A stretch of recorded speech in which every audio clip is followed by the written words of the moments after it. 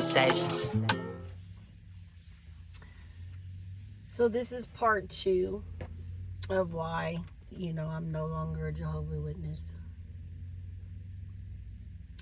I think this work is important, telling our stories, mainly because I know that as I was waking up, I didn't have a support system outside of these videos. And so when I first woke up, or started to wake up, my therapist told me, you need to write letters, you need to journal, all the things that, I would tell my clients to do on the crisis line. But this time it was different, right? Because I'm a crisis specialist at this point that's in a crisis. So, I got a chance to experience not just making suggestions to clients on how to handle their crisis of either waking up from being a Jehovah's Witness, or some of my clients, they just stayed in. They stayed in and they dealt with it, but it took an extreme toll on their emotional.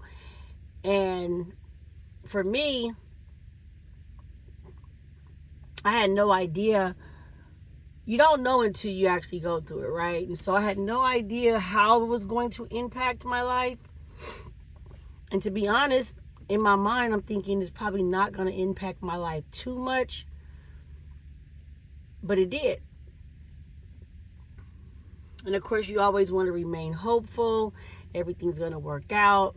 So you have an option of either dealing with how it makes you feel physically and mentally by staying in, or you have an option of just telling your story and getting it out.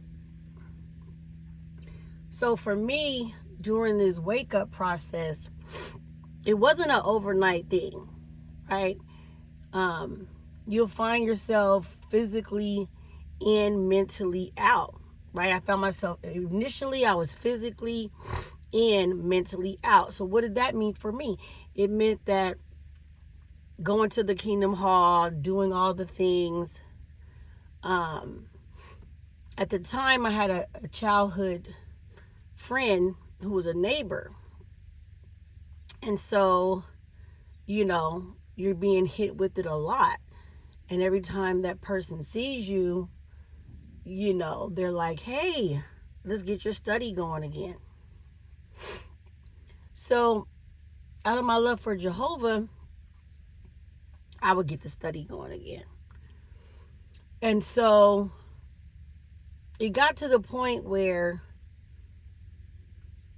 I was being told by several sisters that, wow, why aren't you baptized yet? You could pretty much conduct the Bible study. I had enough knowledge, and I had been born and raised in it. And so I sat in plenty of studies. At one point, I used to teach after school. I used to teach PE in elementary. So I could put some things together, and I could actually teach, right? So it got to the point where they're like, you're so smart, why aren't you getting this? I'll never forget the words. They said, you're so smart, why aren't you getting this? And then that's when it dawned on me, I'm getting this, but it's not adding up. The math isn't mathing. There's nothing loving about it. And at the time, there's this thing when you're raised, a witness, it's kind of like you don't tell people what you went through, right? So here I am masking. I'm not explaining. I have childhood trauma.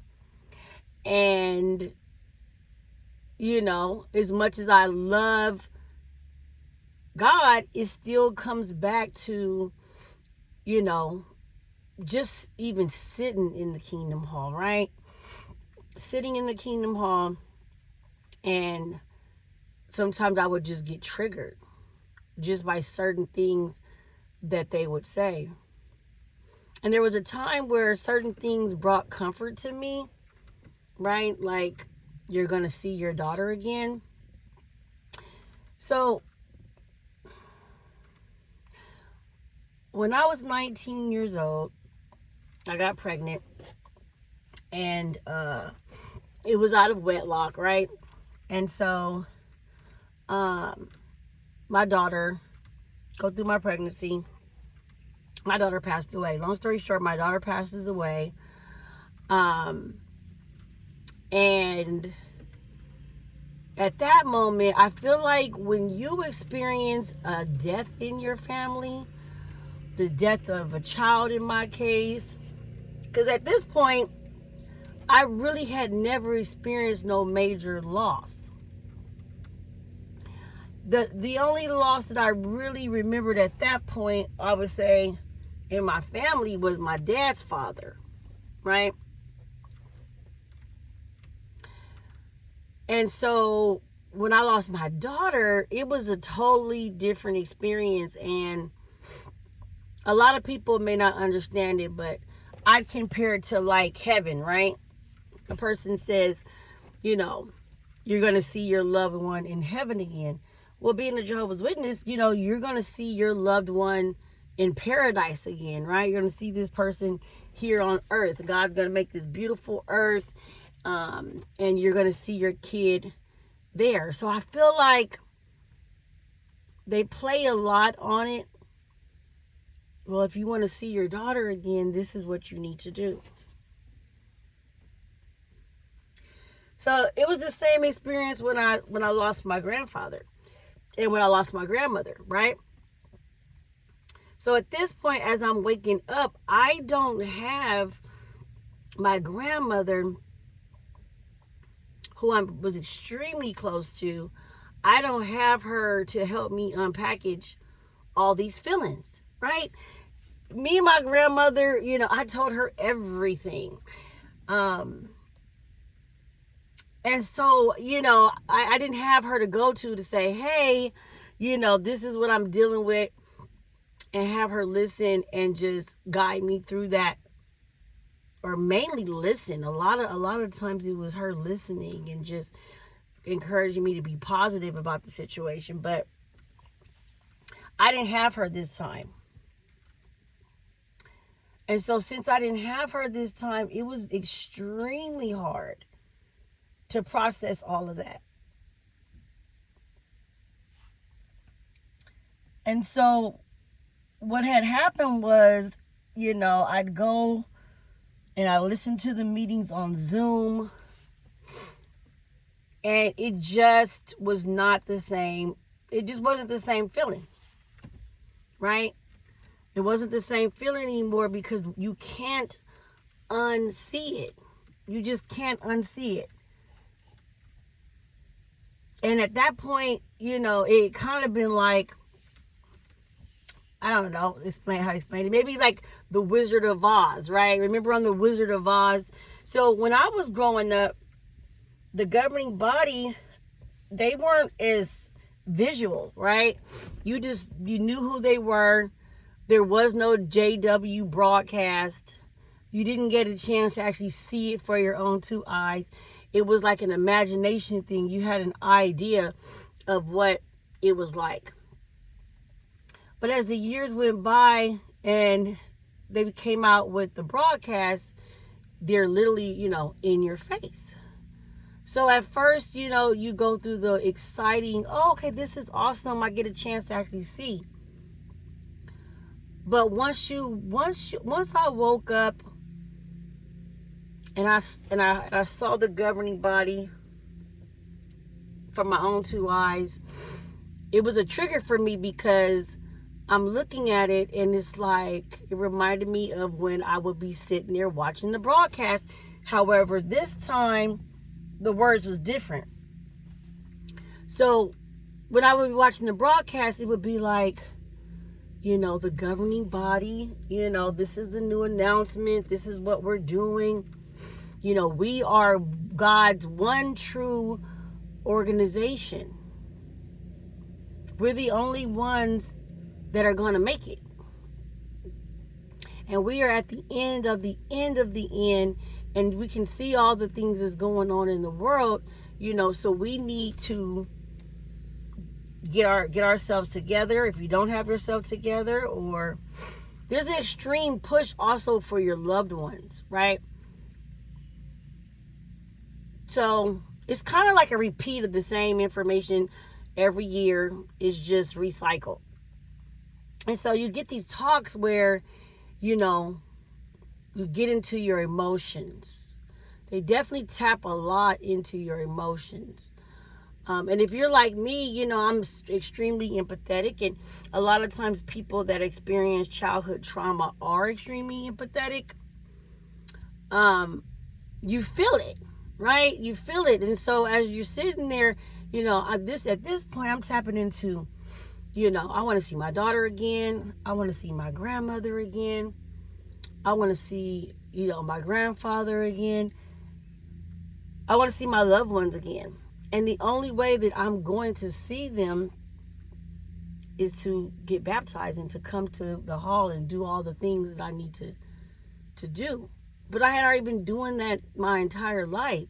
And every time I get to the end, this little inner voice, my gut was like, if you do this and you decide that you don't want to do it anymore, you lose your whole family. And at this point, I didn't have much family left, right? At that point, I had my 3 uncles at the time. And my mom and an aunt, right? So that's all I had. My dad's side of the family, I had pretty much lost all of them. And I had my uncle, my dad's brother, and I had a cousin who actually lived, in a whole other country. So at this point, the family is already dwindling down. And in my mind, I'm like, I really want to see these people again. But this is what I need to do. I cannot stress enough that once I needed to dig a little bit further.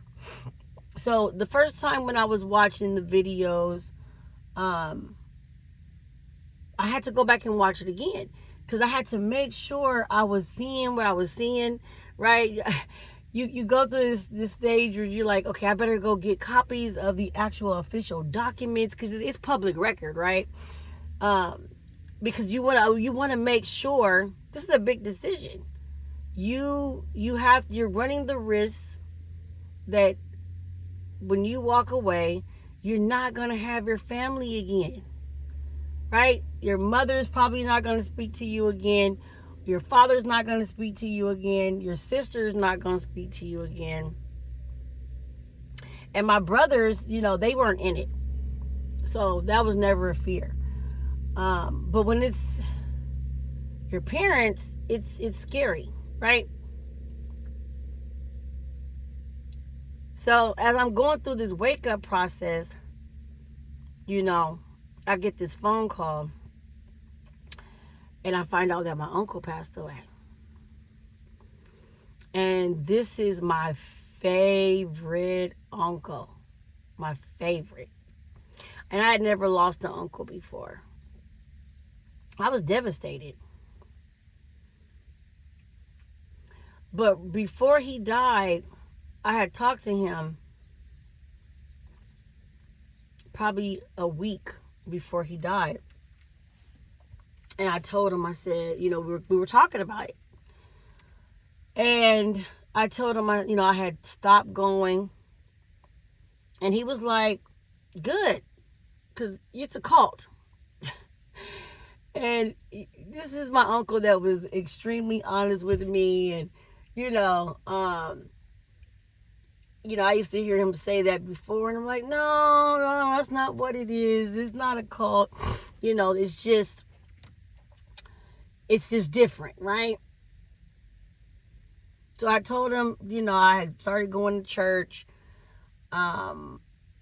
And then at this point, I had gotten baptized in church, right? That's for another video. But I told him everything, and we had a nice conversation. And it's just crazy because when I got the call and found out that he had died, I was so grateful. And I don't know if you guys ever experienced that, where you talk to a family member or a friend and you guys just have this deep conversation. And then when they pass away, you look back at that, you think about the conversation, and you're like, we were pretty much saying goodbye without knowing that we were saying goodbye, right? We were pretty much having this deep conversation of how his life was affected, once my grandfather became a Jehovah Witness, right? So when you are a witness, you are not allowed to do anything outside of the organization. And as a child, it's hard, right? As a child growing up in Compton, especially hard. Why? Because there's either drugs or there's the streets, which is all the streets, but getting into gangs, right? Getting into gangs or getting on drugs. You find something to get into, right? So for my uncle, it was the drugs. And so, he had been clean for several years. I was so excited. But we were able to really have a nice conversation and just talk about how the religion affects you. Now, as a kid, not being able to play sports because they suck up all of your time, right? So you got Tuesday night meeting, you got Thursday meeting, you got Saturday field service, you got Sunday going to the hall. And in the course of all this, you have to prepare for all of these meetings. So here I am, in school. I'm trying to get through my homework. I gotta do the watchtower. I gotta read whatever individual Bible studies. Then they added family study. Family study was hard. Family study is especially hard because you are not who you really are. Like you're really not expressing how you really feel, right? You're not sitting down with your kid talking about how was school, what happened at school, how was your day, is there anything you need from me? As I tell my kids, is there anything you need from me that you're dealing with? It's not like that. You're not sitting down with your kid tapping into their life and how they're feeling, right? So once again, you're sitting there and you're going over literature. So when my uncle passed away, it was a weird feeling. It was I miss him, but it was like, I'm not going back. I literally thought to myself, I'm glad that I woke up.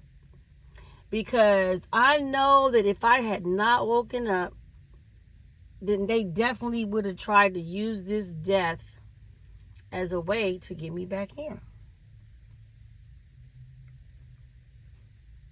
And they did. I had some people, that were witnesses that reached out. And they did. And I had to have the conversation. And for the first time, I didn't go into no details, but I nicely said, I really appreciate you and your family. And I explained how, because at this point my therapist said, you need to let all this out, right? So I explained that I really appreciate your family being there for me when I was younger. It really helped because I was going through things, with my parents that I couldn't speak on. But going to the Kingdom Hall for me, to be honest, it's a trigger. It's a trigger for that childhood, right?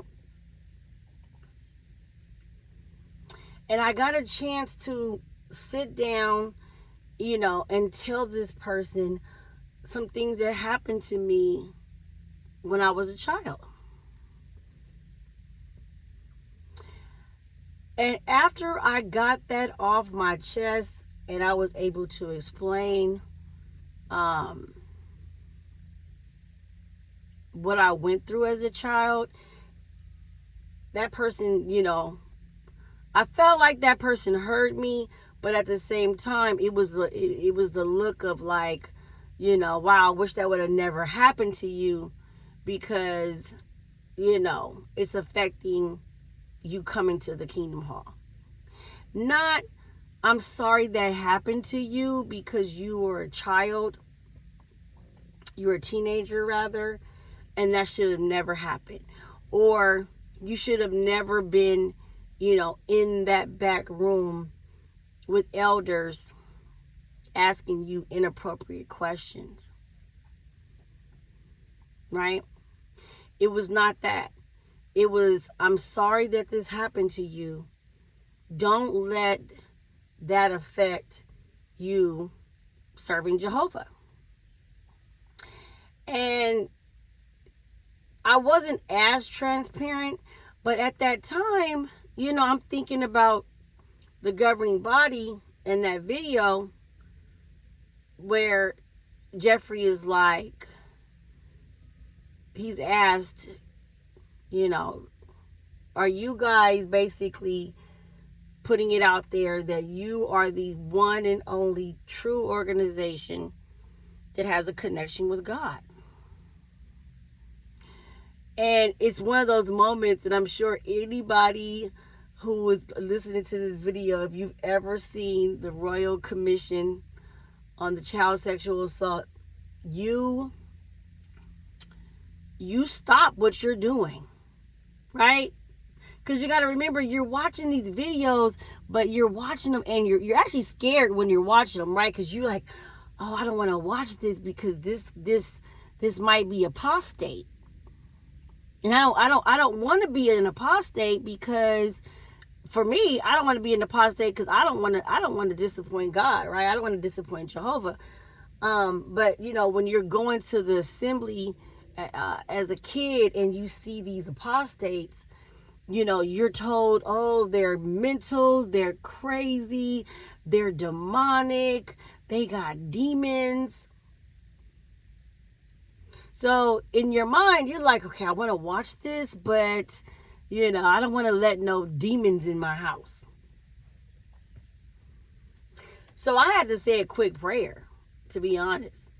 I had to say a quick prayer, and I've said, Jehovah, I wanted to make sure I was praying to, I was using Jehovah's name. I wanted to make sure, so that way whatever got revealed to me, no one could convince me that it was Satan, right?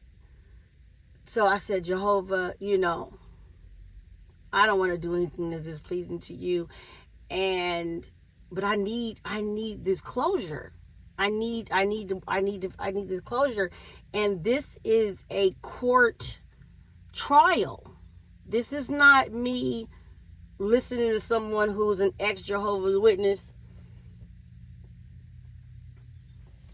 This is me literally watching the governing body. So when they asked that question, he said, it would be a bit presumptuous for us to say that. And I still remember, like, for me, it was a smirk. For me, it was a smirk on his face. Some people might say it wasn't, but for me, it was. I saw a lightweight smirk, because deep inside, you do say that. You have said that. Nobody would be following if they did not believe that this was the one and only way to see their family again. If they didn't believe that you are the one, true voice of God. So at this point, when I hear him say that, I said, okay, now I need to watch and I need to hear some stories, right? Of ex-Jehovah Witnesses, their experiences they can't be any more demonic than what I just seen, right? So it really messed with me. It really messed with me that here I am watching the governing body, someone who I believe that, was put in place to be the mouth on earth of Jehovah, God, and you're saying that it's presumptuous to say that, but yet you've said it. As I watched this, and I don't know if you guys have seen it, I do plan on putting it in the link of the video. But as I watched this video or this trial, it amazed me that the judge had more empathy than the elders and the governing body. It was very clear that the governing body member that came to represent Jeffrey, he hadn't even been keeping up with it. He hadn't been watching it. I will give him grace and say, he did say at the time that he came in at the very end. So if you want to watch it, and I'm a court person. I love law. Always wanted to be a lawyer. Was robbed of that opportunity because I wasn't allowed to go to college. But as a child anyway, as an 18-year-old, and at this point I'm not going back to law school at 47 because now you're allowed to go. Anyway, if you want to fast forward, you can just get to the last day, which I don't really suggest that because that's just the part with Jeffrey, but it's some deep stuff, right? And this is millions of dollars, donated dollars, that are going towards these lawsuits because millions of people, a lot of people are coming forward. There's a whole database. There's a whole database of people that are listed with child sexual assault.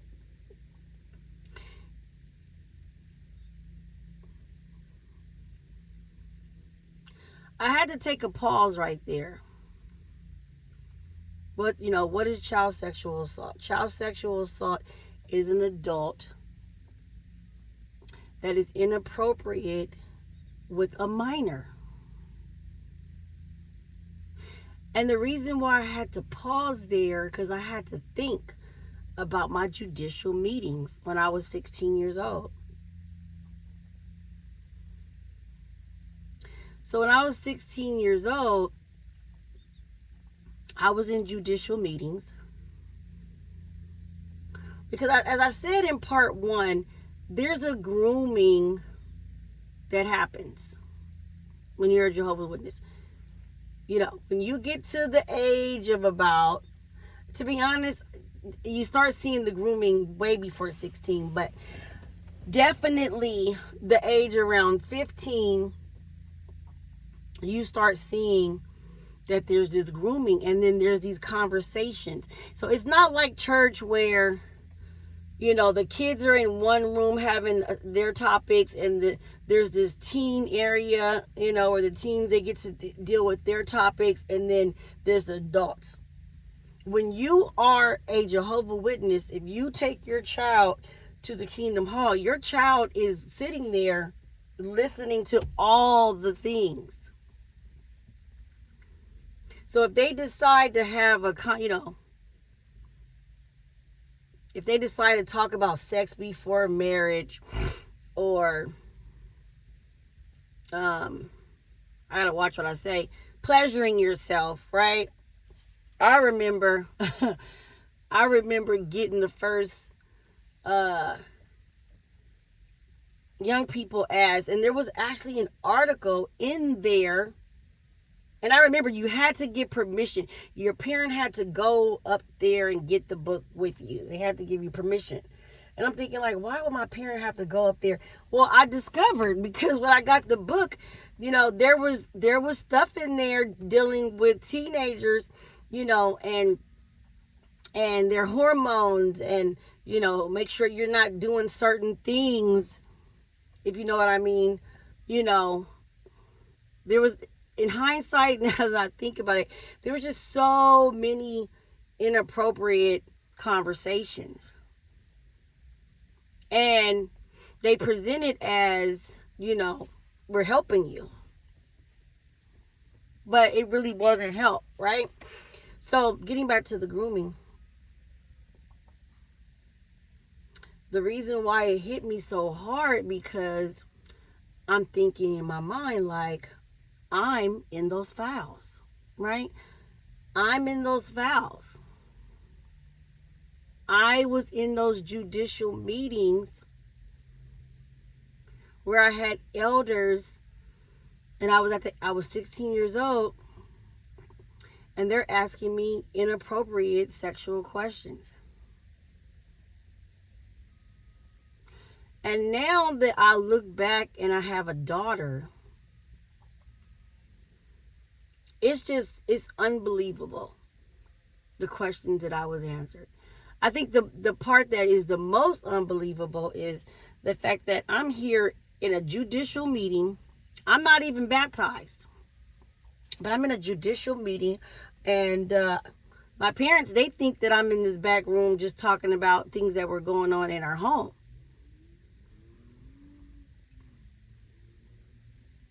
But that's not the conversation, right?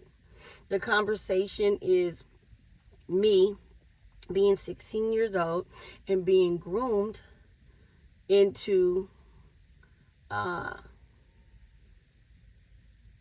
with an older man in the congregation. And when I think about it, it's like, wow, I sat here and nobody was concerned with the fact that I was a minor.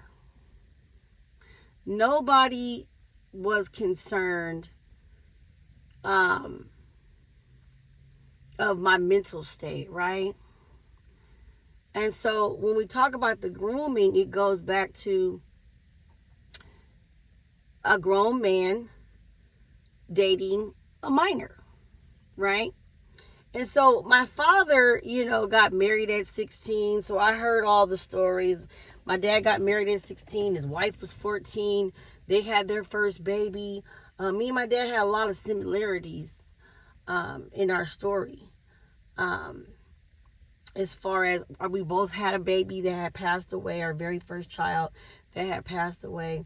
And so I remember some of the stories that my dad had told me of what he had gone through, getting married at 16. So as I'm pretty much in this judicial meeting, right, it's being presented to me that this situation has occurred, and at this point, you're less than, you've messed up, you pretty much, I don't know what word to use, but you gotta make this right. You had a grown man take advantage of you. You're a minor, and you have to make this right. And how do you make this right? You make this right by getting married. So no one talks about, the push for underage marriages. So the way child sexual assault are swept under the rug is you basically marry the person that did this to you.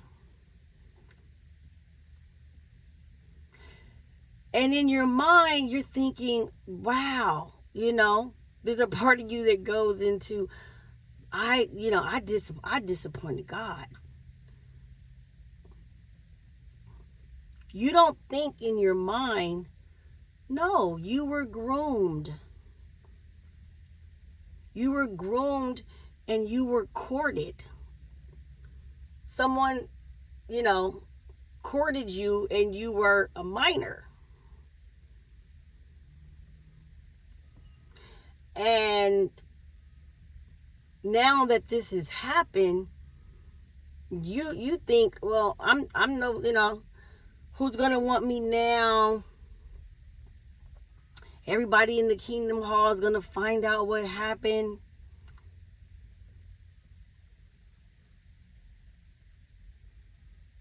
But I knew at 16, and just hearing the stories that my dad had told me, that there's just no way. And I thank God. I thank God that I did not fall into the trap of covering child sexual assault up by marrying the person that did that to you. If you marry the person, now in my father's case, it was just teenage love, right? He's 16, they're both minors. But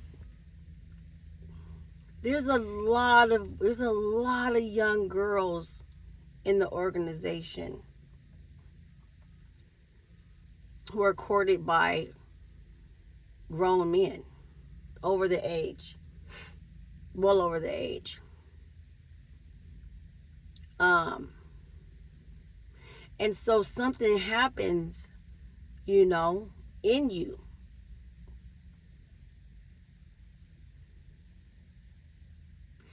It changes who you are. You cannot get that back. You can't get that back. And so what happens is, they just try to convince you that, well, since it's happened, then you might as well just marry the person.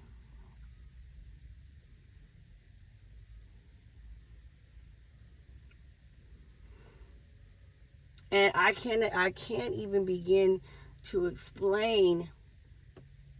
That was the one good thing that came out of that situation, was I was strong enough to say that, yes, me too, this happened to me, but I am not going to marry the person that did this to me.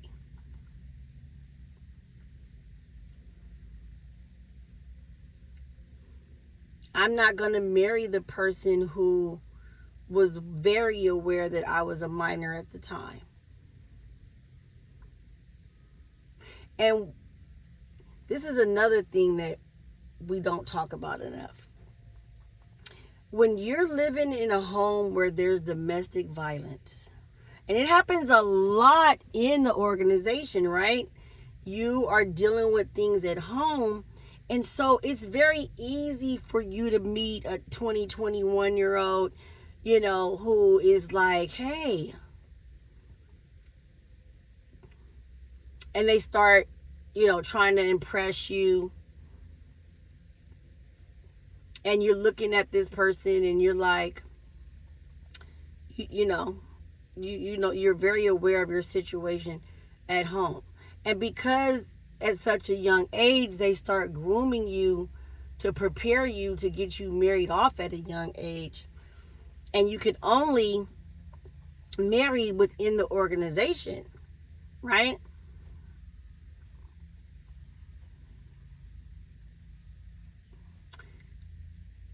And so, yeah, it hit a nerve because I'm thinking, I'm in those files.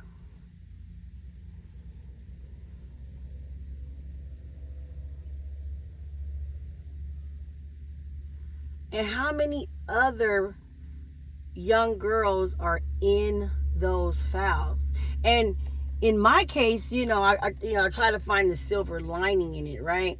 So the silver lining in that case was, I wasn't a 6-year-old, right? A 7-year-old. I wasn't a young little girl where the CSA happened.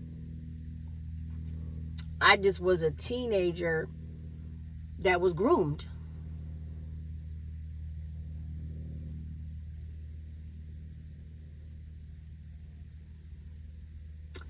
And there's a lot. As you start watching, I started watching those videos, and I might post some inside of my link. There's a lot of young girls that were 15, 16 years old. And there's this brother that's in the Kingdom Hall that's 20, 21, 22. And the CSA happens, and the young girl is thinking, oh, I can't get this back. I could never get that back. And so maybe I should just marry this person. Right? Because when you're growing up in that culture, you are saving yourself for marriage, right? Well, there went that idea.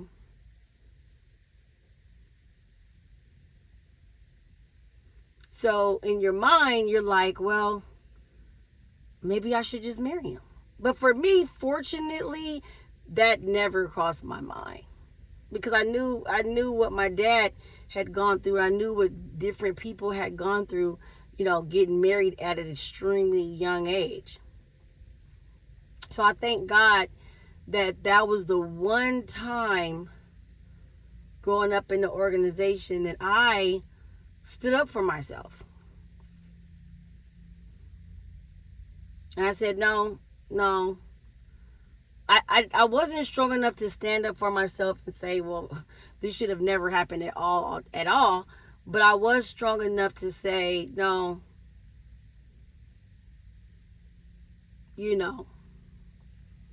And like I said, it affects that person for the rest of their life. And so, I go on with my life. I go on with my life, and now I'm approaching my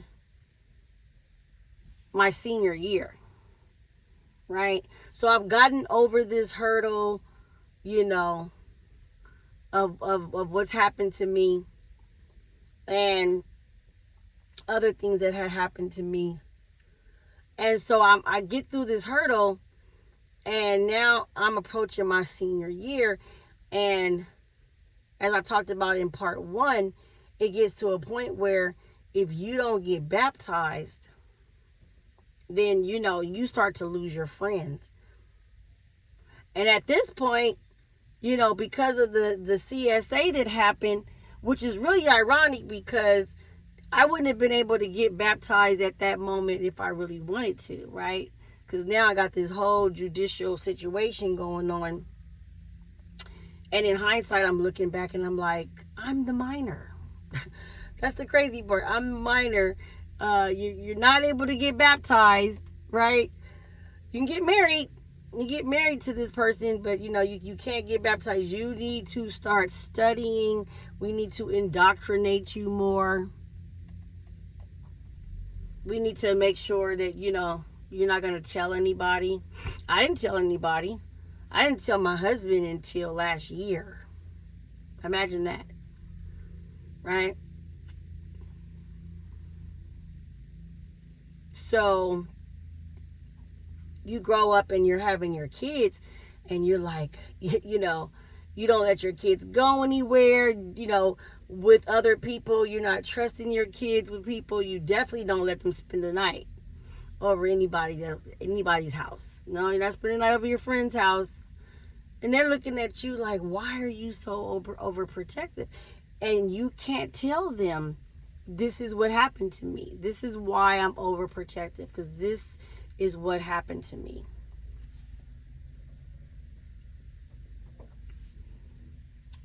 And so what happens is you just go on with your life, right? So moving into my senior year. So it's my senior year. At this point, I'm still dealing with the craziness in my home, right? When you're a Jehovah's Witness, you have a child, you have no outlets, okay? So I never got a chance to go to any dances, prom. The only thing I was able to do, surprisingly, that they did let me do was grad night. I did do grad night, Disneyland. And so it's my senior year. My parents are arguing. My parents are going at it. And, you know, I don't have an option of going off to the service, right? Because they've pretty much brainwashed me the whole time. In hindsight, I went through a phase where I was like, I should have just signed up for the service. I could have easily got away, right? Then my husband's like, well, then we would have never met. You would have never met me. We wouldn't have our kids. You would have been off somewhere else. So, okay. I accepted the fact that I did not go off to the service, but you don't have any options, right?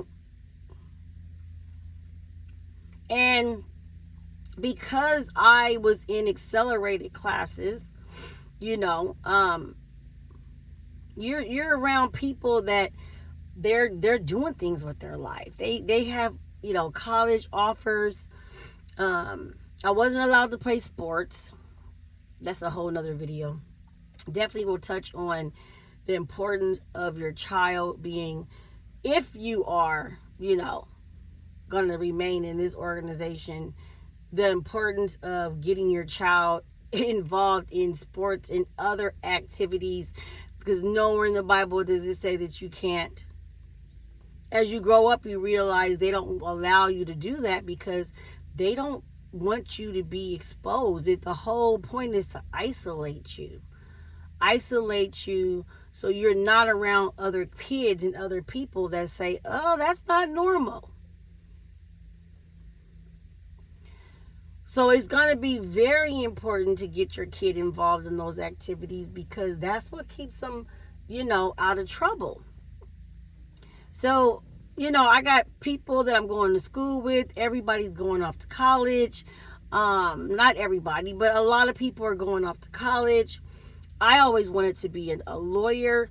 I had the grace to be a lawyer. I had the brain to do it.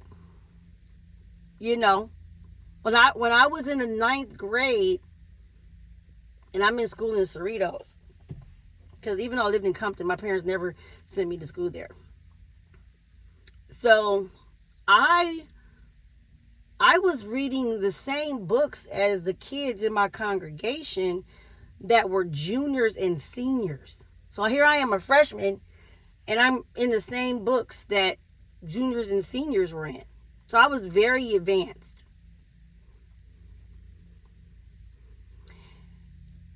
And when I think about it, I start to think about, at this point in my mind, what am I going to do with my life? Right? I've already had this incident in the Kingdom Hall.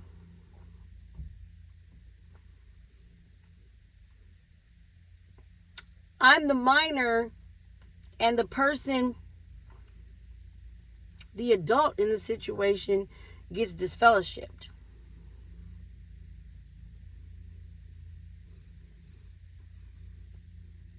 So he gets disfellowshipped because, you know, he did not want to,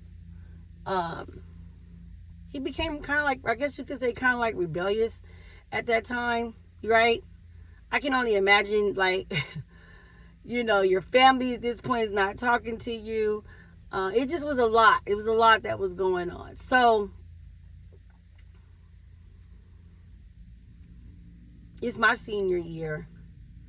So now at this point, I'm 2 years, I'm 18. I'm actually 2 years past this incident. And by then, my grandfather is going back to the Kingdom Hall, and he's going to the Kingdom Hall, and he has his health issues, and you know, didn't really want to go at that point, but I'm like, no, I'm gonna keep going because we lived on the same property, right? So you know, you plan on not going, and then you know, you get this knock at the door. It's your grandfather, and he's dressed, and you're like, okay. And at that time, you know, my grandfather had, you know, he had just had a stroke. He had so much going. He had started to have a lot of health problems. And so I'm watching my grandfather go back to the Kingdom Hall, and I'm thinking, wow, he was busy. He was working. He had stopped going. And now, you know, he's getting back in.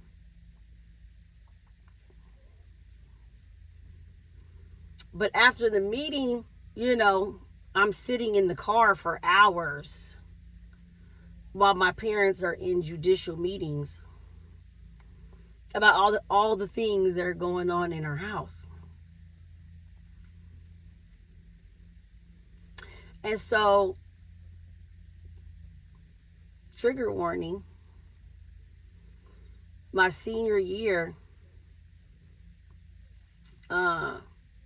at this point, you know, I'm getting an opportunity to get really closer to my grandfather than I was before, because when I was younger, it was always me and my grandmother. My grandfather worked a lot. You know, he was the sole provider of his home. And so I'm exhausted. I don't know how I'm going to keep going on. School's about to end. I don't want to knock on doors full time. I don't want to be a Jehovah's Witness anymore. But I'm living in my parents' house, and my father is not going to allow me to continue to live there if I don't keep this up, right? So the house that we were living at, you know, technically it was my grandfather's house, right? So I start having conversations with my grandfather about, you know, me turning 18 soon. And wow, like, if this is what this life is about, because at this time, you got to figure I'm exhausted. I'm going on 4 years of judicial meetings of the stuff that's going on with my parents. I'm exhausted. My dad, at this point, summer of I was 14, about to be 15. He stopped buying me school clothes. So I got to go get a job, right? So I go get a job at 15 years old, 14 and a half, or 14 touching 15, at McDonald's. So now I am 15 years old. I'm working, and this is in Linwood, right? So if you know anything about Linwood, Compton, you think that they were complying with the child laws and what time, you know, how many hours you can work. No, they may have made sure that I got off in time. You know, my mom would pick me up from work, but definitely was allowed to work well over the hours that I should have been working. So at this point, I am trying to keep up with grades as much as I can. I'm going to my counselor, and they can't figure out, because the one thing about being a Jehovah's Witness, you know, what happens in this house stays in this house, right? So you're not talking to your counselor. You're very careful about what you say if you have siblings, because at that time, you're young. I'm not thinking. I'm thinking, I got to make sure I don't say the wrong thing to have children's services at my house, right? Because I'm the oldest. So, you know, I got to protect my brother and my little sister, who's 5 years plus younger than me, right? So I can't really even be honest and say, hey, stop talking to me about college, because I'm not allowed to go. You're wasting your time. You're wasting your breath. I'm not allowed to go.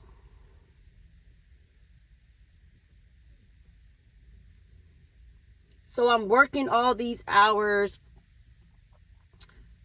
I mean, I literally became manager and I wasn't even 18 years old. I'm running the McDonald's while going to school. I'm getting off at 10 o'clock at night. My mom's picking me up and I'm getting up the next morning exhausted, falling asleep in class. I'm so exhausted. I was asleep first period and second period towards the end. My junior year, I was asleep first period and second period because I was working, 30 something plus hours a week while in high school. Saturdays, Sundays, gave up my life really, because once you start working and you get a chance of freedom and you're buying your own clothes and you're buying your own toiletries, it gets really hard at home, because at this point your parent isn't really taking care of you. They're providing the roof over your head, but in my case, my grandfather was providing the roof over my head. So I began to really kind of try to sort of open up to my grandfather. But I didn't want to put that stress on him. He had his own health issues. So I'm thinking, okay, I'm about to graduate. I'm about to turn 18. What am I going to do at this point?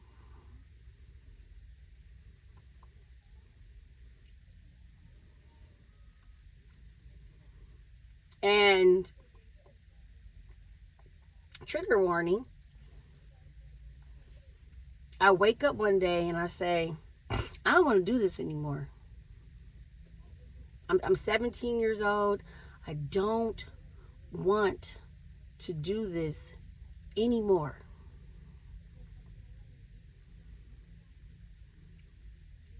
God forgive me, but you see what I'm going through. You see what I've been battling. And like I said, at this point, I'm 18 years in.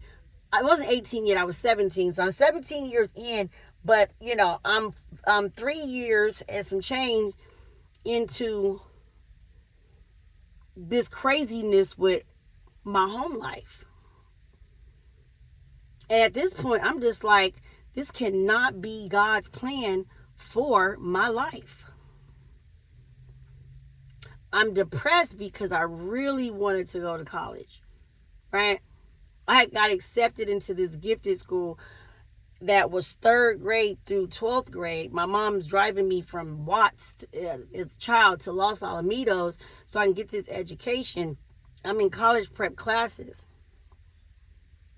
And because I had to work to buy my own school clothes and my toiletries and do what I needed to do for myself, because my dad stopped doing for me because I'm disobedient, because I'm standing up to him for what he's putting our family through, what he's putting my mom through, what he's putting my siblings through.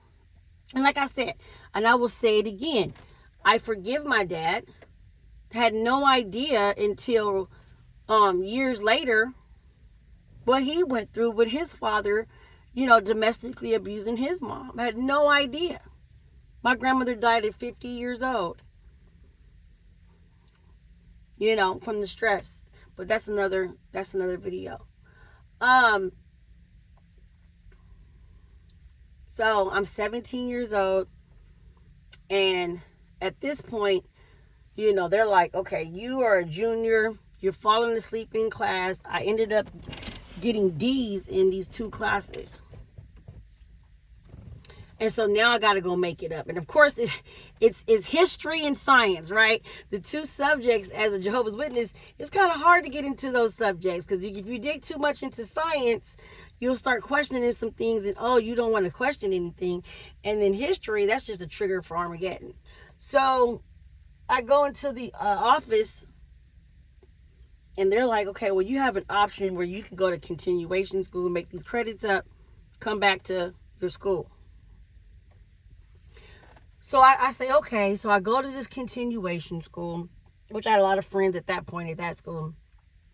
And it's crazy how I end up at this school because I was only behind 10 credits.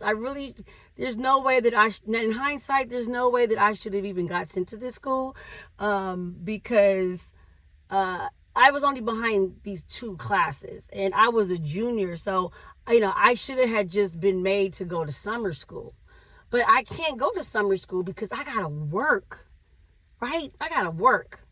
So I can't go to summer school. So I go to the continuation school, and I'm working. They tell me, oh, we have a 0 period. We have, you get all these options where you can go earlier, you can stay later, and you can get additional credit. So I go to the school, and because my school, all of my classes were college prep when I was at my normal high school. So because this school is a continuation school, I just breezed through this work, right? While working at least 30 something, a little less than 40 hours a week, still working at McDonald's. So now I've been working at McDonald's for 2.5 years at this point, while in high school. Can't play a sport, right? I couldn't play a sport, but I'm like, at least if I can do this job, then I can get a break out this house. I can get a break, from my reality. So I go there and I just really push through every piece of extra credit, every opportunity. I'm breezing through it. Sometimes I get home from McDonald's at work, couldn't sleep. I'm just doing extra work. I got to hurry up and I got to get back to my school so I can graduate. So I go to talk to a counselor, right? We get through the first semester, senior year, first semester. Never forget. And I go into the office and I say, okay, I need to talk about going back to the regular high school because I only needed 10 credits. So I sit down with the counselor and they look at all my stuff and they say, wait, you did so much work in one semester that you pretty much finished your senior year in one semester. So they said, well, you have 2 options. They said you could either graduate now, you can finish out this semester, right? In December, you'll graduate, or in January rather, you'll graduate, and then you'll just come back and walk in June. Or you can go back to your regular high school. But the deal with that is if you choose to go back to your regular high school, you're going to have to take at least English and civics or economics all over again, because it's a state requirement that you have to have that in all 4 years. Like, you have to, I understand that you knocked this out, you're done with this, but we're gonna have to, if you want to go back to your regular school, we're gonna have to use this as elective credit. The extra credits that you got, we'll have to use that as elective credits. You're gonna graduate with more. At the time, you needed 220 credits to graduate, so you're gonna graduate pretty much with 230 credits, 10 credits over, but you have to go back and take English for one semester, which I loved, and you got to go back and take civics or econ. And so I go home and I think about it, and I'm like, why would I go back to my regular school and take these classes all over again just to say that I graduated? I didn't graduate from continuation. I graduated from a regular high school. And what good is it going to make me if I'm not going to college?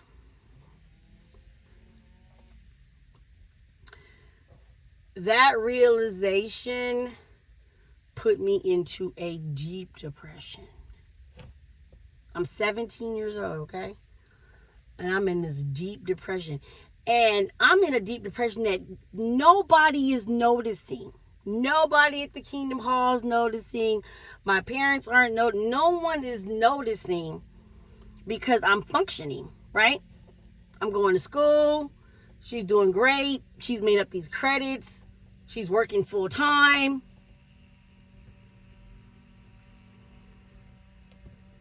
So I wake up one morning and I'm like, I don't want to do this no more. So I find a bottle of pills and I take this bottle of pills.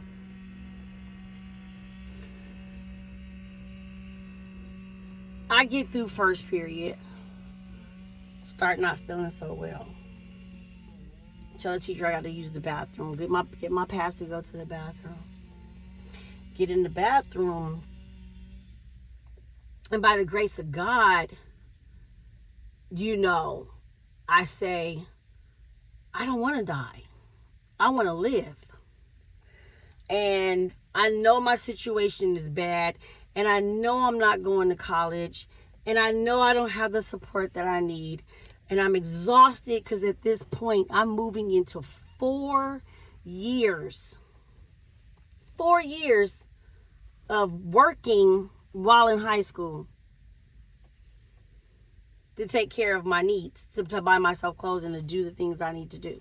Now, don't get me wrong. I will say through the course of those years, my dad at times would feel some type of way, I think, and he would do little things for me. But for the most part, I was taking care of myself. So I pretty much find a girl that's in the bathroom with me, and I'm like, I don't feel good. So anyway, I go into the office. And I'll never forget, it was my civics teacher. Her name was Ms. Ross. And she was amazing. And I go to her and I say, I don't want to die. And she's like, what do you mean? So I give her the leftover pills. Of course, at this point, the paramedics are called. They come out. They rush me to the hospital. I'm assuming at this point my parents are notified. I don't, obviously you don't know, you don't remember everything that's going on. But all I remember was, getting in the paramedics putting me in there. And I remember some friends like, wow, what happened to Cheryl? And I remember waking up in the hospital. And when I woke up, my grandfather was standing over me. He was the first to get to the hospital. And I remember him telling me, saying, I caught the bus because my grandfather had a stroke, so he couldn't drive anymore.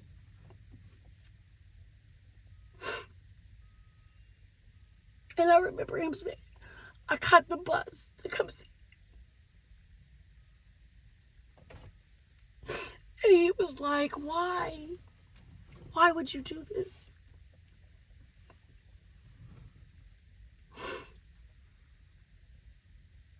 And I told him I was tired.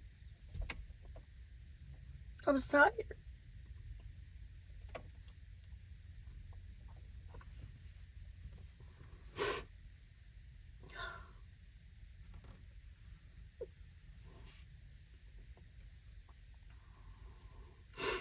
And the reason why I'm telling the story is because I lived. I got a chance to live. And so, working on the crisis line, there are a lot of people that didn't make it. There's a lot of people that I talked off the ledge, And on the crisis line, you're not allowed to share your personal experience. But I am knowing so many words. I hear you. I see you. And so they give me this charcoal stuff or whatever, because they had to get this stuff out my stomach, and it was gonna hurt to pump my stomach. So they give you this charcoal stuff, you drink it. And my grandfather stayed right there with me while I drank it. And then it makes you throw up. So you throw up all the pills and everything. So then my parents come, and they tell me, at this point, you have to go get evaluated. So fortunately, I was 17 still at the time. So at this point, they put you on the children's side.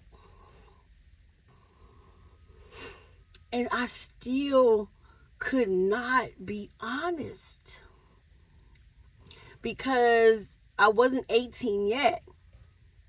And even I'll never forget, it was December. And so I was a month shy.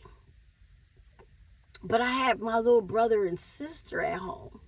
So I still couldn't be honest to why I did what I did and what I was going through, because then I had to worry about, I turned 18. What happened to them? Right? I'm thinking, I don't need my mom, to lose her mind, or, like to have to go through children's services in her home. I have 2 uncles that are on drugs at the time. And so I have a father who is threatening. You have your brothers are on drugs. So, I can easily get the kids. And at this point, at a young age, growing up in the house with manipulation and things like that, I need to stay in this house as long as I can, because I don't want my siblings, I don't want my brother and sister, because the oldest child is a buffer, right? The oldest child is a buffer, and the oldest child can deal with all those things. And if the oldest child can deal with it, then the younger children, they won't have to deal with it as much. But if I leave, then they're going to have to deal with it, right? Because they're up next.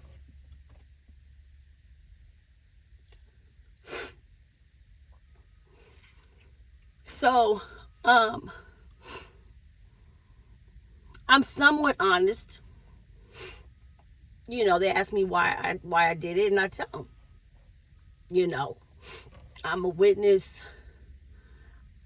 All my friends are, not all of them, but friends are going off to college. I'm not allowed to go to college.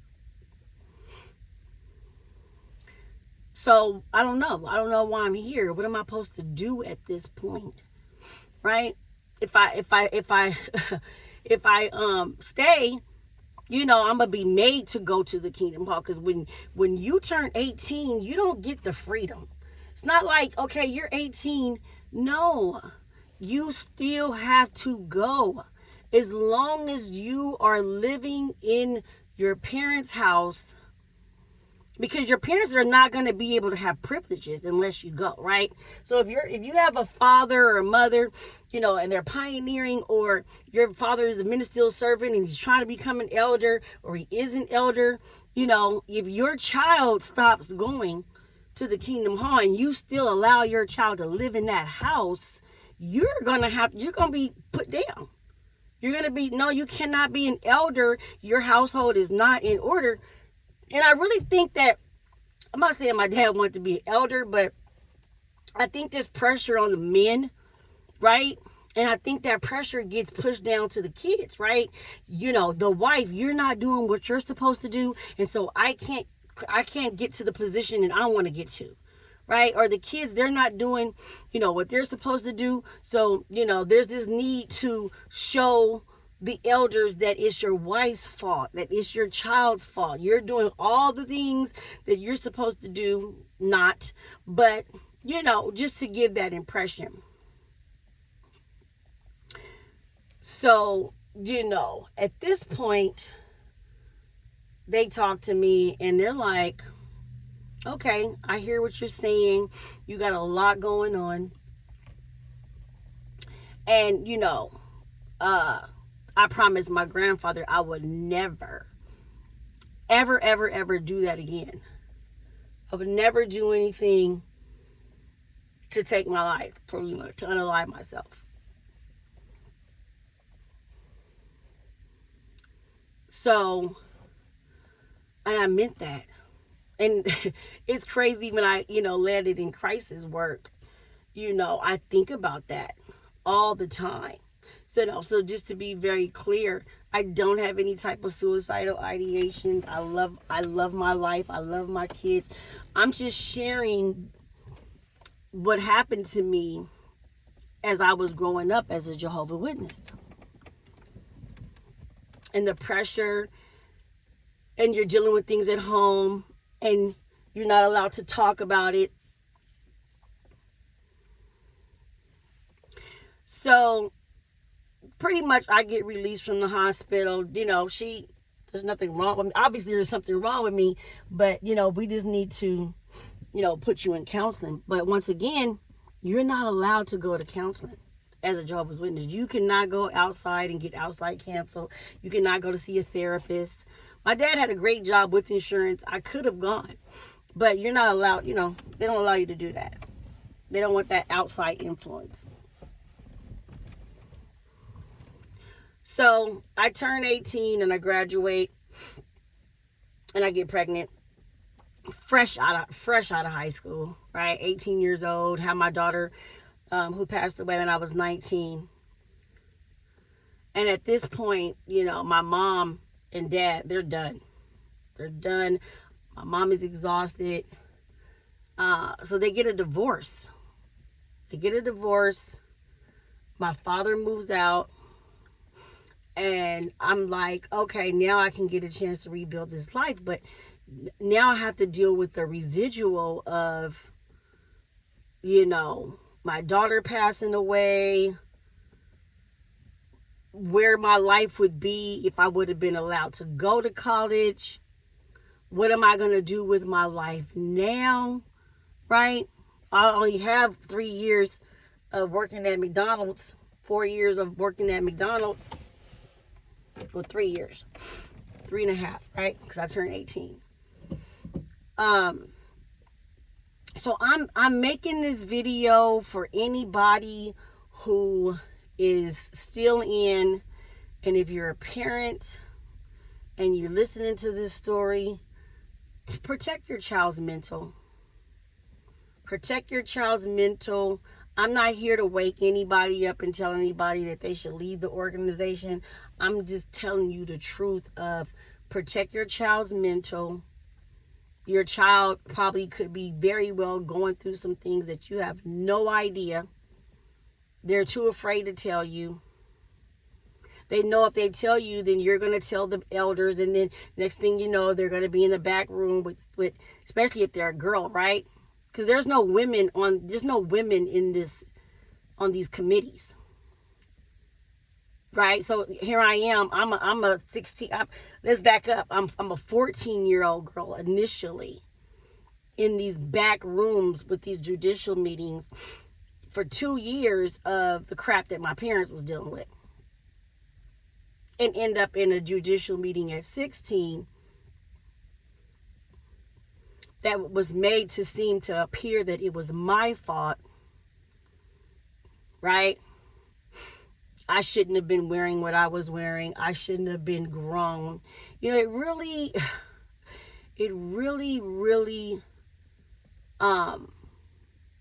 says a lot now that I think back. To here you are, you're 16 years old, and there's something you did to entice this 21-year-old man. And once they make you feel some type of way, you're the Jezebel. You're a 16-year-old Jezebel, right? And this person is 21. It's crazy if you really think about it. Now we're going to skip over the fact of that we've had all these meetings making you feel like you're a Jezebel. And now we're going to turn around and try to convince you to marry this person.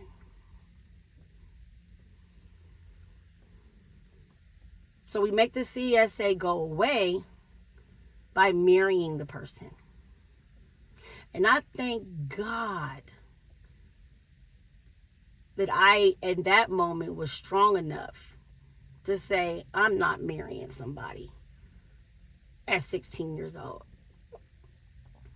Yes, this happened. Yes, I'm embarrassed. Yes, other men in this kingdom hall and other women in this kingdom hall might look at me like I'm used or whatever, right? Because my innocence is taken. But I'm not going to let you convince me, just like I'm not going to let you convince me to get baptized and sign this life-altering contract. I'm not going to let you convince me to marry this man. I don't even know what I would be getting myself into. I don't know this person. Not like that.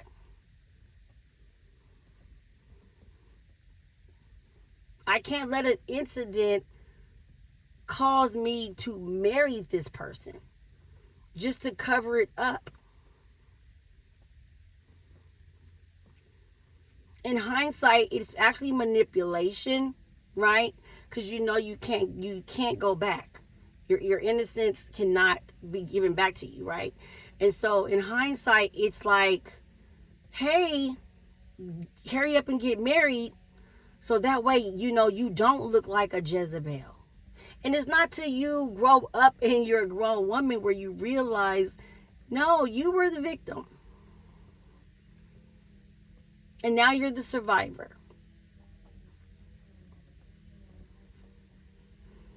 If anybody is resonating with this story and you're a young girl and this has happened to you, you can move forward and you can go on to live an amazing life and find a husband and love someone that marry someone that you actually love.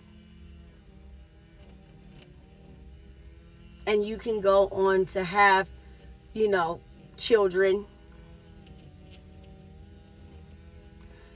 Do not let this situation, if you're in this situation or you had this situation, don't let it define you. Don't let it keep you trapped and have someone dangling something over your head for something that in hindsight you're going to look back and you're going to say, this was done to me, right? Especially if you're a minor, this was done to me.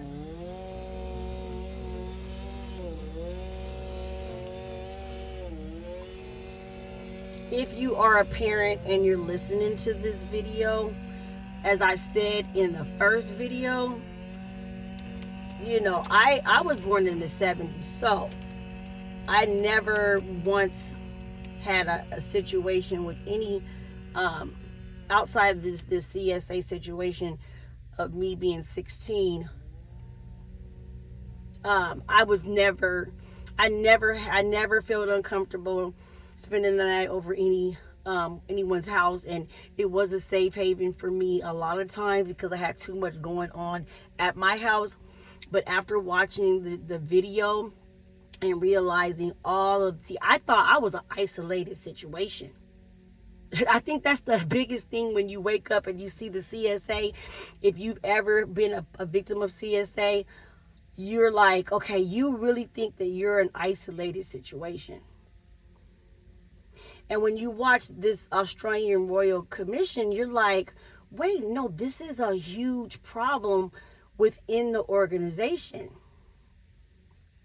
You're not the only person listed in this database of all these stories, because they take extensive notes. They ask very personal questions when you're going through these judicial meetings, right? And unless you have two witnesses, then nothing's going to be done.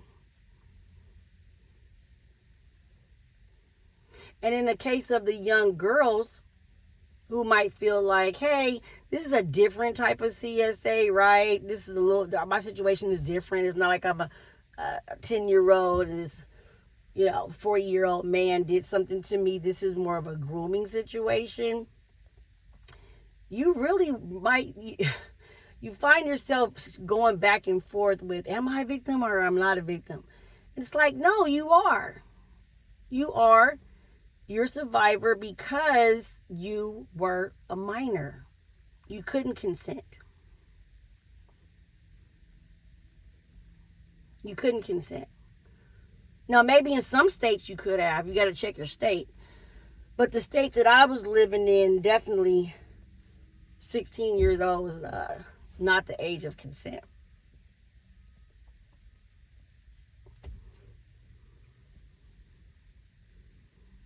And, once it happened, it just does something to you. You cannot get it back, and you're pretty much, I cannot stress this enough. Do not marry, do not sign the papers for your 15-year-old, for your 16-year-old to get pregnant to a 21, 22, 23-year-old man. It's not okay.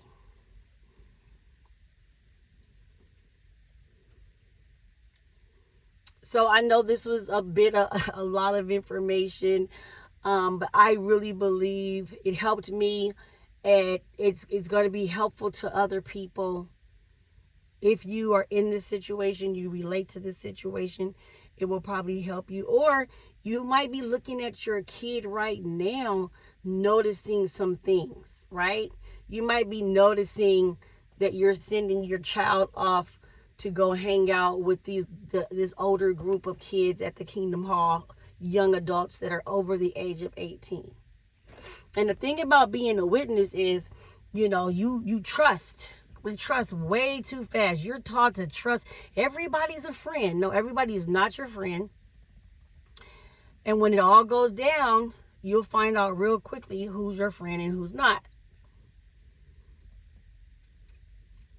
Do not allow your kids to go hang out with these 19, 20, 21-year-old people in the congregation thinking that they're safe.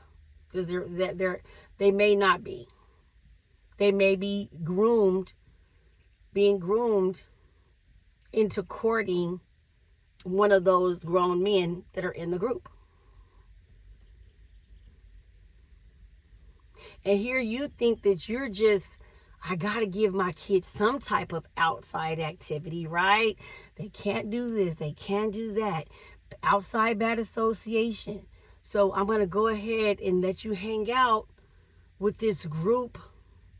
It's very common for witnesses to have someone only of either there's this big age difference, which you're probably not going to relate to unless you're like me and I had an old soul as a young kid, so I actually enjoyed studying sometimes with the older women. But they always try to put you with someone that's closer to your age, someone who's already baptized. In my case, I'm being mentored by two people that are over 21, around 21 years old. They're getting married, right? They're getting married. So they're getting married, and I'm being taken on these double dates. I'm taking on these double dates. How are you double dating at 15?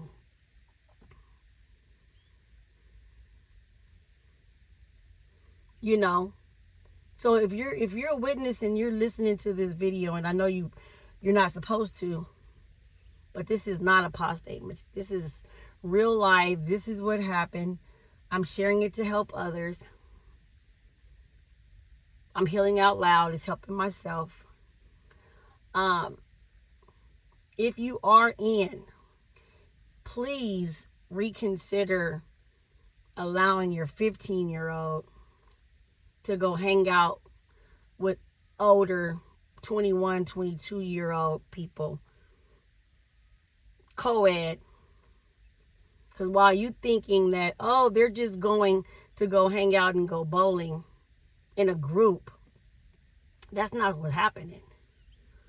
What's happening is they're being groomed, right? Especially, in my case, you're around someone that's 21 years old that's getting married, right? So as a young girl, you're looking at this girl and you're like, you're so lucky. I want to be like that when But then you have this older male that's in the group that starts pursuing you.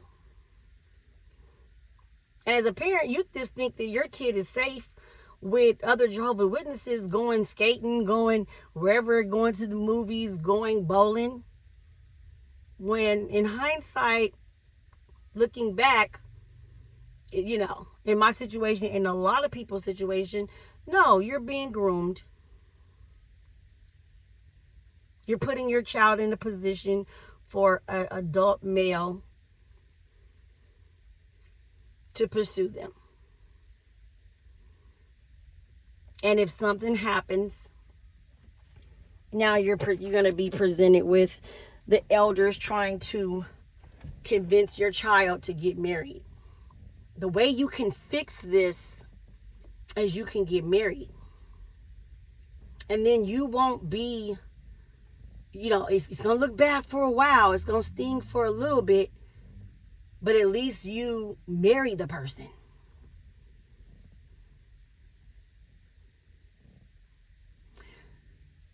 So I'll go ahead and I'm going to drop this video, and there's more videos to come. The first few have been long, right? Because it's a lot to unpack. I plan on unpacking some individual subjects, but, there might be a part 3. I don't know yet. It's just, I don't have any, I'm not writing something down. I'm not taking notes. I don't have a teleprompter right now. I'm just speaking from the heart, right? Everything that I've said in this video, nothing is written down. I do plan on doing more videos where you'll see my face, but I knew these were going to be some tough subjects, right? So coming out and, going on a run or clearing my head as I'm going through this healing process, it just made sense for me to share. And I knew that I could be more vulnerable if I just did it with my voice. I knew that if I did it as an audio, as actual, you're looking at my face. If I did that, I'm going to start crying, breaking down. You're not going to be able to get the full vulnerability, and you're not going to be able to get the full details of what actually happened.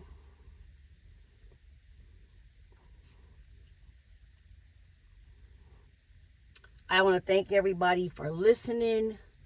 If there's anyone in my family that's listening, you may not ever talk to me again because I'm telling my story. I love you, right? And yeah, it's going to hurt to not have a relationship, especially considering I just lost both of my uncles and my cousin.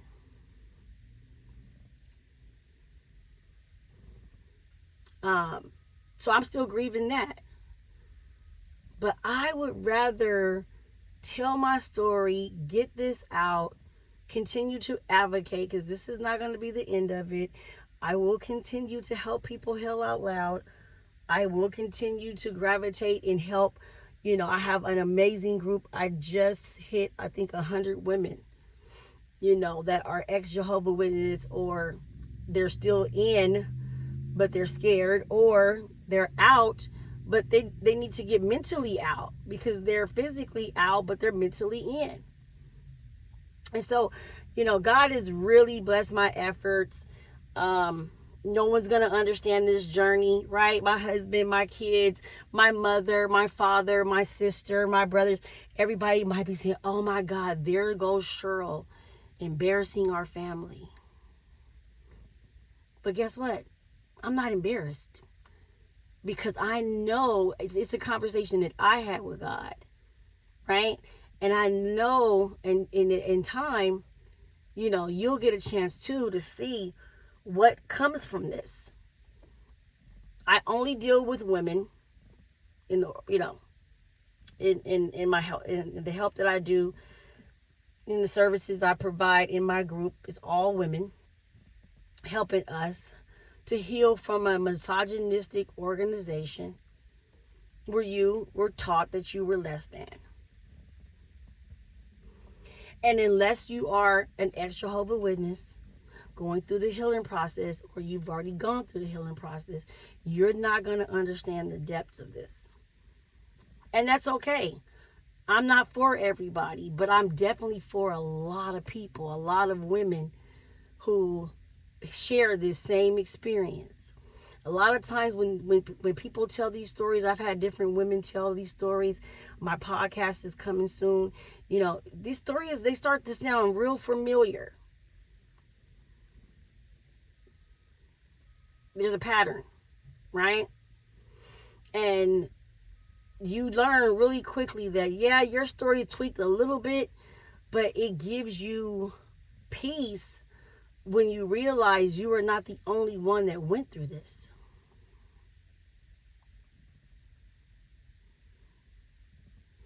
I will not consider this video of me telling my story of why I left the Jehovah Witnesses as an apostate video. I will not allow the governing body or anybody that's a part of the organization to try to convince me that I'm an apostate. I haven't even talked about doctrine.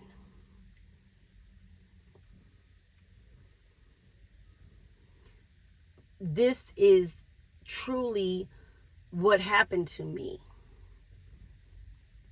from being born and raised in this organization. This is me coming out, releasing all the pain from my body and my mind. My husband had to take me to the hospital. My blood pressure was 195 over 95. I called my family and told them, and they were like, take care of yourself. That's what they said. Because, and I forgive them. I don't blame them. They don't understand. They look at it like, oh my God, here she goes. Yeah, here I go telling the truth. Right? I was raised to tell the truth, and so now I'm telling the truth. And in telling the truth, I'm not trying to hurt anybody, but I am trying to heal myself, continue in the healing, and to help others. So if there's anybody that sees this video, message me, reach out to me. Like I said, I only deal with women. I only help women who were born and raised or got into the organization. I don't deal with any men. I'll make that very clear. But if there's any woman out there, I don't talk to children, simply because it's out of respect for the parents. I'm hoping to develop a younger group of women that will be able to chime in and talk to the younger generations, because minors are sticky, and because of my licenses, I am a mandated reporter for children's services, so I don't talk to children because I don't want to have to report anybody, so I don't go there. But if you are over the age of 18 years old and you're a woman and you're struggling, right, and you're having any type of suicidal ideations, you are a product of CSA, you are, in a situation where you need help, then definitely I'm going to put the link to my Facebook group, and join the group, where you will not just be me. It will be, several women, and the group is growing really fast. And I know God's going to bless it even more. And it's going to be a lot, and it's a positive group. I want to say that I joined a lot of XJW groups, and a lot of them were very toxic, right? And I get it, through the grief, you go through all the stages, the anger, you're upset, you want to wake everybody up. But where I'm at is I'm at acceptance, and I'm in the healing process of it. And I've done the therapy, right? Continue to do the therapy only once a month now at this point. Because of my line of work, I also have to continue with therapy in order to help other people through this type of deep conversations. But as this group grows, my goal is for it to be a group of women who are on the same mindset of, we are survivors, we are not victims. We meet you where you're at in the process, and it will be a true let's move forward, right? Let's move forward with our lives, because what I have noticed is there's a huge amount of Jehovah Witnesses who are still stuck. 5 years, 6 years, I just woke up and started this healing journey. It's only been a little over a year for me. And I know what I've gone through in this year. But I, have seen videos where women are 10 years in. And I don't want that for you. I definitely don't want to be that. I'm not going to be that.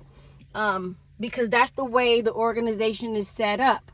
It's set up to make you be isolated, to lose your family, because God made us to need connection, right? In the Bible, it tells us man should not be alone. God is not just talking about a man. He's saying humans, people. We're not supposed to go through things alone. There is this such thing as co-regulation. Hanging around people and having these uncomfortable conversations, these healing conversations with people, and co-regulating your emotions and your feelings with positive energy, right? So my goal, because I do have an old soul as well, is I pray that I'm able to reach a lot of women who are still 20 years out, still struggling. And I get it. Your mom not talking to you, your dad not talking to you, your siblings, whatever your situation is. In a lot of cases, a lot of these women that I've talked to, their parents have died. They've died. At least in my case, my parents are still alive, right? I can continue praying that, this doesn't affect our relationship any more than it has. I will say I am being shunned. They probably would want to call it softly shunned, but no, it's shunned. It's shunned when you get a text message, every so often, I love you, and that's the extent of it. That's shunning. And so I really believe in my heart that this is going to do amazing things for a large number of ex-Jehovah Witness women, that is going to help them get back into, in our group, we're going to talk about exercising, eating right. Yeah, we do tap into the things that happen in the organization and the residual from that, but we don't just focus on that, right? So if you're watching this video, I'm going to go ahead and end it, because trust me, I can talk. Like I said, I don't have a teleprompter right now. I'm literally just talking, sitting in my car, about to go for a run, and just talking. I hope you have an amazing day on purpose. I hope to see you on my Facebook page. I pray that you are able to forgive them, forgive your family. They really, but as Jesus said, forgive them, Lord, for they do not know what they are doing. They really think that by shunning you, that they're helping you. And I pray that they never are in our positions, right? For my family, and I'm going to say it on this video,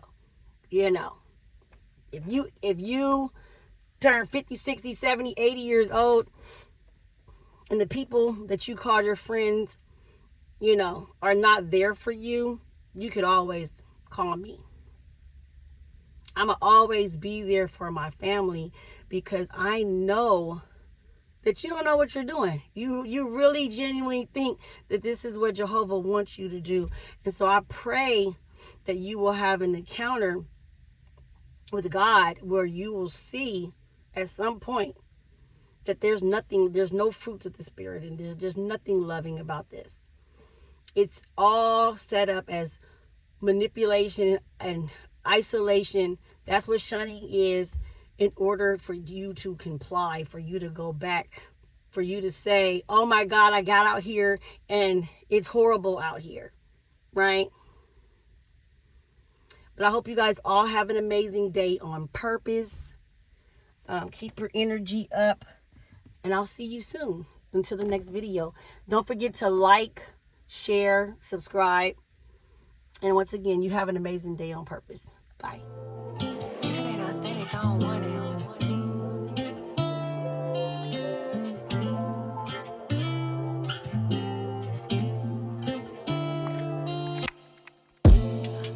Conversations.